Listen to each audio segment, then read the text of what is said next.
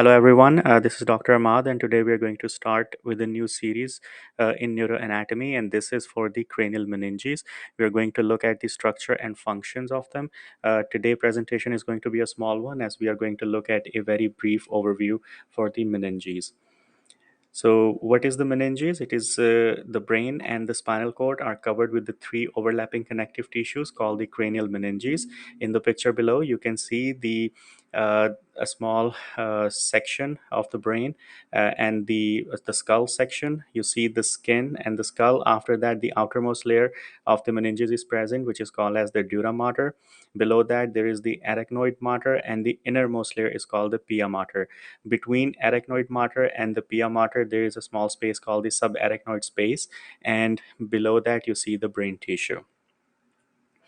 So we have already seen the dura mater, arachnoid mater, and the pia mater. Another structural consideration that you have to remember is the leptomeninges. It is made up from the innermost two layers of the meninges. So these two innermost layers are called the arachnoid and the pia mater. Where the importance for the leptomeninges is that during meningitis, the innermost two layers are involved in the inflammatory states.